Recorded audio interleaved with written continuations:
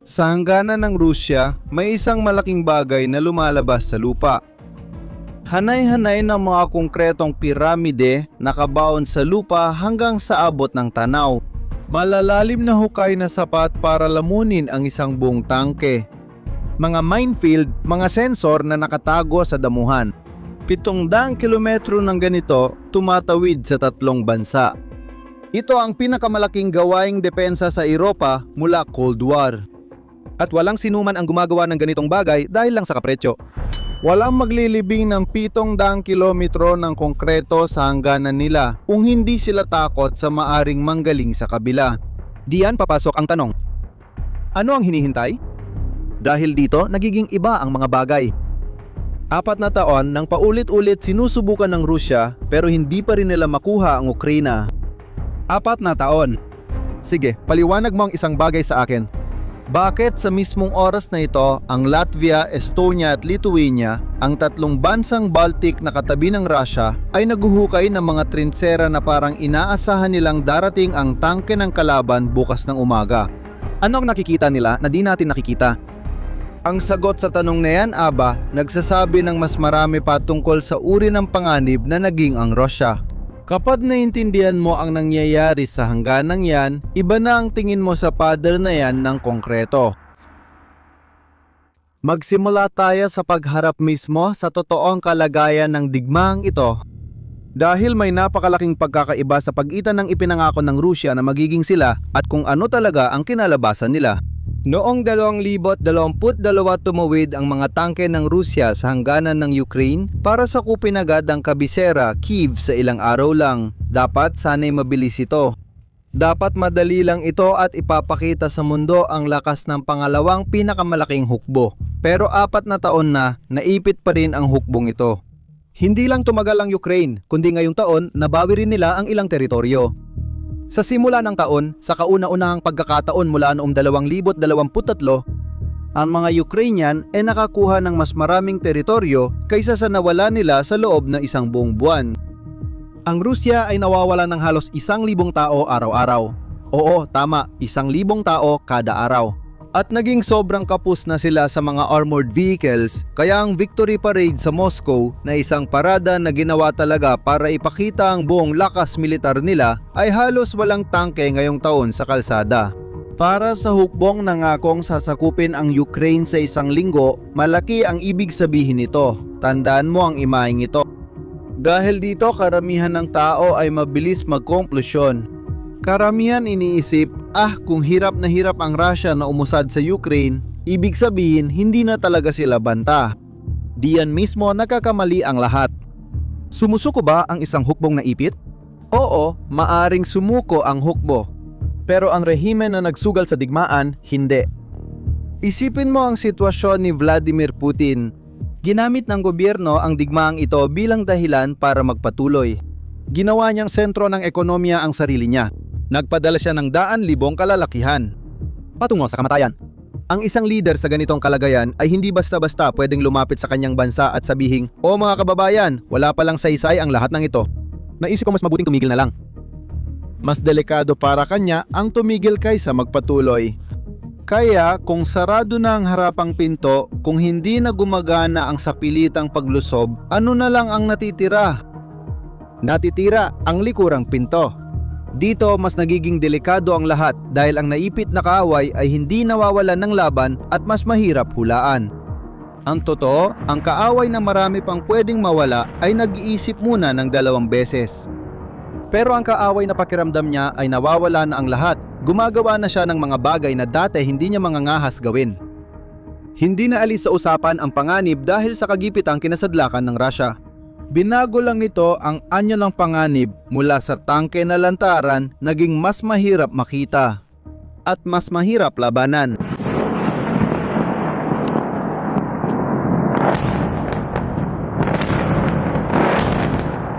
At alam mo ba kung ano talaga ang ibig sabihin ng likurang pintuang ito sa totoong buhay? Sige, ikukuwento ko sa iyo ang totoong nangyari. Sa ilalim ng dagat Baltiko.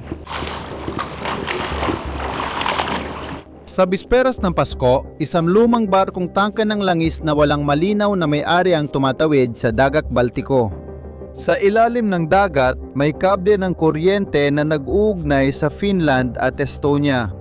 At habang naglalayag, hinila ng barko ang kanyang angkla sa ilalim ng karagatan. Hindi lang sa ilang metro, kundi higit 10 kilometro. Parang kutsilyo, nilaslas ng angkla ang ilalim ng dagat at naputol ang kable ng kuryente. At hindi lang iyon ang nangyari. Naputol din ang mga kable ng komunikasyon. Kinumpiska ng Finlandia ang barko. Dumating ang pinaka nagpapaliwanag na bahagi ng kwento. Bahagi ang barkong ito ng lihim na flotang Ruso. Ang sikat na Shadow Fleet, isang grupo ng lumang oil tanker na walang klarong may-ari, ginagamit ng bansa sa dalawang maruming gawain. Una, lusutan ang mga sanksyon at magbenta ng langis ng lihim. Isa pa, ngayon lang natin nalaman, nakakasira rin ito sa ilalim ng dagat.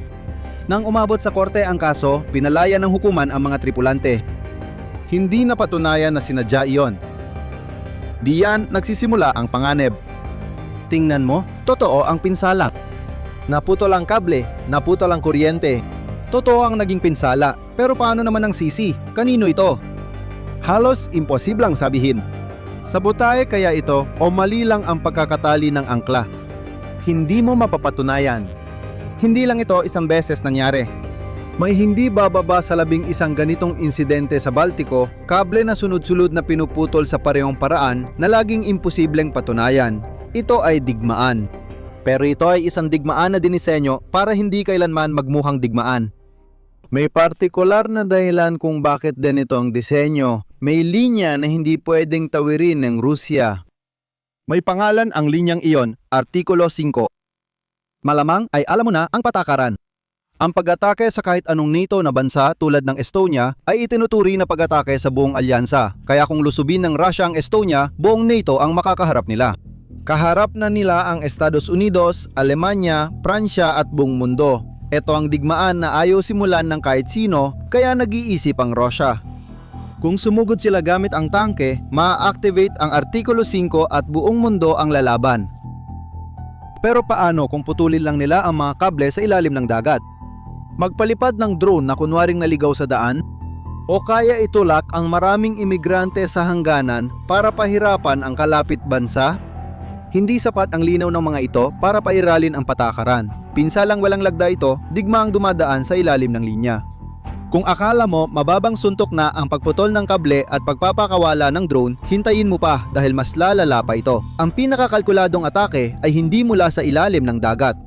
Dumating ito na nakapirma sa isang opisyal na dokumento. Noong Mayo ng taong ito, pinirma ni Putin ang bagong batas. Ang batas na ito ay nararapat sa iyong buong atensyon. Dahil ito ang pinakamapanganib na piraso sa buong larong ito. Pinapapayagan ng batas ang Rusya na gumamit ng puwersang militar para protektahan ang mga mamamayang Ruso sa ibang bansa. Mga Rusong nakakulong, nililitis o inuusig ng mga korte sa ibang bansa. Mukhang burokratiko, alam ko, pero pakinggan mo kung ano talaga ang ibig sabihin nito. Nasa 40,000 ang mamamayang Ruso sa Letonia at mahigit 80,000 naman sa Estonia. Ayon sa bagong batas, kung sino man sa kanilang mahuli o kasuhan kahit na may sapat na dahilan, inaangkin ng Rusya ang karapatang magpadala ng tropa para protektahan ang taong yon. Kakakita mo lang ng isang palusot para sa pagsalakay na ginagawa mismo sa harap mo. At hindi ito teorya. Ito rin mismo ang ginamit na dahilan ng Rusya para sakupin ang Georgia noong 2008. Ito rin ang ginamit nilang dahilan para kunin ang Crimea mula sa Ukraine noong 2014. Pinoprotektahan lang namin ang sarili naming mga kababayan. 2 beses nang gumana ang palusot na yan. At ngayon, ginawa na itong batas ni Putin. Nakatago na ito, hinihintay lang ang tamang panahon na magamit. Pagsamahin natin ang mga piraso para lumabas ang buong plano. Tingnan mo, bawat isa kapag mag-isa lang. Ang drone na bumagsak ay isang insidente. Aksidente ang naputol na kable. Ang bagong batas ay papel lang. Kapag mag-isa, parang maliit na bagay lang ang bawat isa. Madaling balewalain. Paano kung pinagsama ang tatlo sa parehong hangganan at taon? Hindi yon kamalasan. Iyan ay plano. At ang sikreto ng plano ay ito, bawat piraso ay tinutulak lang ang hangganan ng kaunti. Wala ni isa sa mga yan kapag mag-isa lang ang sapat na laki para magsimula ng bigmaan. Ngayon, sabihin mo sa akin, Ngayon, sabihin mo sa akin, Kung ikaw ay Latvia, Estonia o Lithuania, mga maliliit na bansa na katabi lang ng Russia sa hangganan, manonood ka lang ba at maghihintay kung alin sa mga ito ang magiging huling patak? syempre hindi. At dito na nagkakaroon ng saysay ang pader na semento na ipinakita sa simula ng video. Yung mga piramid ng semento na ipinakita ko sa iyo sa simula ay hindi basta-basta lang. Sila ang sagot. 3 hanay ng semento ang mga ito. Sobrang lapit nila kaya walang tangke o nakabaluting sasakyan ang kasya sa gitna. May mga hukay sa likod para hadlangan ang mga tangke. Mga minefield. 700 kilometro ang nag-uugnay sa mga bansang Baltiko at Poland. Ito ang pinakamalaking linya ng fortifikasyon na itinayo ng Europa mula noong Cold War at inaasang matatapos lahat ito pagsapit ng 2028. May mahalagang detalye rito. Akala ng marami, ito ay karaniwang pader lang tulad ng ginamit sa ikalawang digmaang pandaigdig. At nanilampasan lang ito ng mga Aleman. Iba ang linyang Baltiko dito, isa itong pinagplanuhang bitag. Hindi ginawa ang konkreto para pigilan ang kalaban mag-isa. Ginawa ito para pilitin ang mga tangke na sumusulong ng sunod-sunod na gawin ang isang bagay, lumihis mula sa tuwid na linya. Lumihis, bumagal at sumiksik sa makitid na daanan. At ang daanang iyon ay diretso sa tapat ng mga baril. Sa likod ng pader, may mga pangmalayuang panglunsad ng raketa na kayang tumama sa target mula sa layong hanggang 300 kilometro. Ibig sabihin, hindi kayang hadlangan ng pader ang tangke. Ang pader ay napapakita ng tangke pero hindi sapat dahil hindi ito kayang bumaril mag-isa. Dito pumapasok ang pinakamalakas na hakbang ng kanluran. Bago tayo magpatuloy, kung gusto mo ng ganitong uri ng pagsusuri, yung hindi lang tumitigil sa headline at hinahanap talaga ang totoong nangyayari, mag-subscribe ka na sa channel ngayon dahil ito ang ginagawa natin dito araw-araw. Tingnan mo! Habang tumataas ang konkreto sa hangganan, ang OTAN ay naglilipat ng mga tao. Maraming tao, may buong hukbon na dati ay nasa isang lungsod sa Alemanya na tinatawag na Münster. Ang hukbong iyon ay inilipat para kunin ang pamumuno ng militar sa Estonia at Letonia ngayong taon din. At ang isang hukbo ay hindi maliit na bagay. Ito ay estruktura ng pamumuno na kayang magpatakbo ng 50,000 sundalo sa oras ng emerhensya.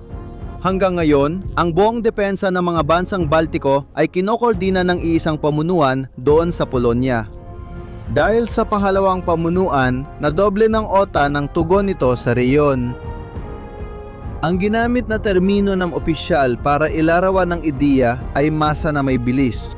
At mahalaga ito dahil sa malupit na geographical na dahilan. Maliit ang mga bansang Baltiko. Wala silang espasyo para umatras.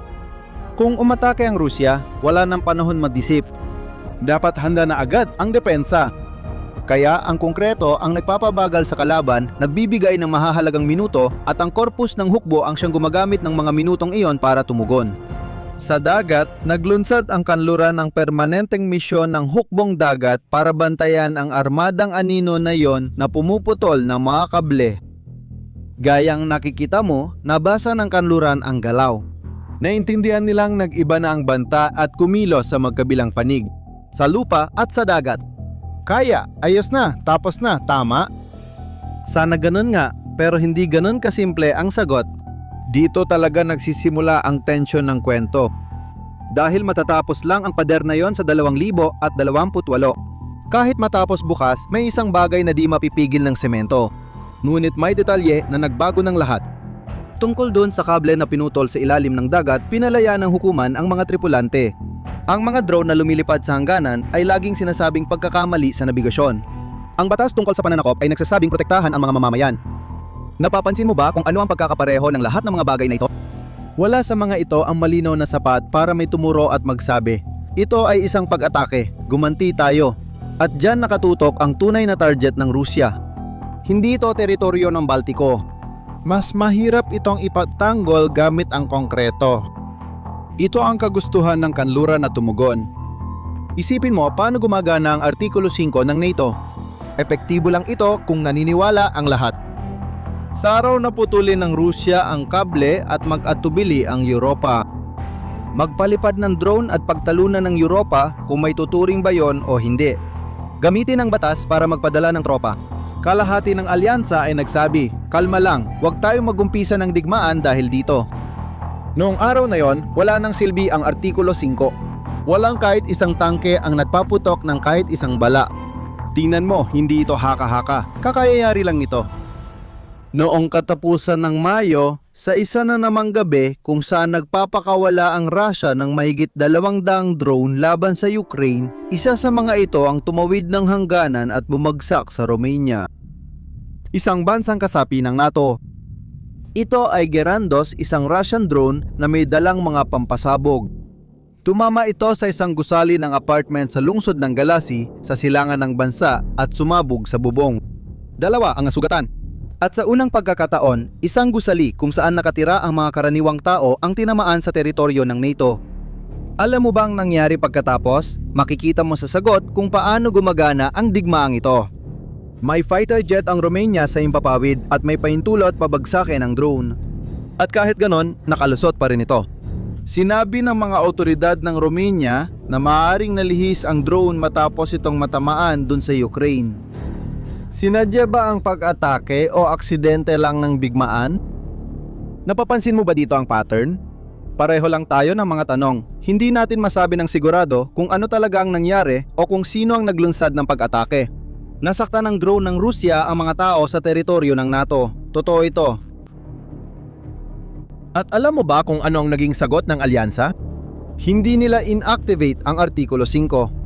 Hindi sila tumugon sa paraang militar. Ipinatupad nila ang Artikulo 4. Ibig sabihin ay magpupulong tayo at pag-uusapan. Tinawag nila ang embahador ng Rusya. Naglabas sila ng pahayag na kinokondena ang kapabayaan. At iyon, tingnan mo kung ano ang ibig sabihin nito sa Rusya. Na pwedeng tamaan ang gusali ng OTAN, masaktan ng mga tao at ang magiging sagot lang ay isang pagpupulong. Nagalaw na ang pulang linya. At walang seryosong nangyari. Sa bawat ulit nito, mas nagiging madali ang susunod. Ang dating imposible, balita na lang ngayon. Nagiging bagong normal na lang ito. At ganito nga, isang hakbang sa bawat pagkakataon, nakuha ng Rusya ang Crimea noong 2014. Kailanman ay hindi nila pinasimulan ang malaking digmaan. Ito ang tunay na digmaan, hindi tungkol sa hangganan kundi sa pagdududa. Sa totoo, hindi kailangang talunin ng Rusya ang kanluran sa labanan. Kailangan lang nito na ang kanluran sa bawat insidente ay mag-alinlangan pa ng kaunti. Magtawatak-watak pa at magduda kung sulit ipagtanggol ang isang maliit at malayong bansa. Hanggang sa isang araw, ang pangakong ipagtatanggol ang Baltiko ay maging sobrang bulok na sa loob na wala nang maniniwala rito. Hindi pati ang Rusya at mga taga-Baltiko. At iyan ang dahilan kung bakit itinatayo ngayon ang payder na yon. Paisa, isang bato. Konkreto sa ibabaw ng konkreto. Alam ng mga Baltiko na hindi sapat ang konkreto para manalo sa digmaang ito. Nagpapadala ito ng mensaheng di kayang burahin ng drone. Seryoso kami dito. Dito, hindi makakapasok ang pag-aalinlangan. Ang tunay na panganib ay hindi yung tangke na ipinapaalam sa hangganan ng ilang buwan bago. Ito yung pag-atake na nagkukubli bilang aksidente. Hindi ipinagtatanggol ng mga Baltiko ang sarili laban sa lumang digmaan ng tangke at hangganan. Pinatitibay nila ang sarili laban sa digmaan ng hinaharap, isang digmaang hindi naglalayong sumakop ng teritoryo. Ang tunay na layunin nito ay sirain ang kagustuhan ng kanluran na tumugon. At wala pang nakakapatunay na talagang umiiral ito. Hindi pa matatapos ang kwentong ito. Bawat naputol na kable, bawat drone, bawat galaw ng tropa ay isang bagong kabanata. Nandito kami para ikwento sa iyo ang bawat isa, di ba? Kaya kung gusto mong subaybayan kung paano magpapatuloy ang kwentong ito mula ngayon, mag-subscribe ka sa channel at i-activate ang bell. Ang susunod na pagbabago sa hangganang ito ay usapin na lang ng oras. Bago ka umalis, gusto ko marinig ang opinyon mo. Sa tingin mo ba susubukan talaga ng Rusya ang Artikulo 5 sa mga susunod na taon? Gagawin ba nila ang hakbang na magdadala sa buong OTAN sa sagupaan? Mananatili na lang ba ang maruming digmaan sa mga drone at naputol na kable at hindi na lalaki pa? Isulat ang palagay mo sa ibaba, binabasa ko ang mga komento. At ito yung mga pagkakataon na wala pang tamang sagot ang kahit sino. Makikita tayo sa susunod.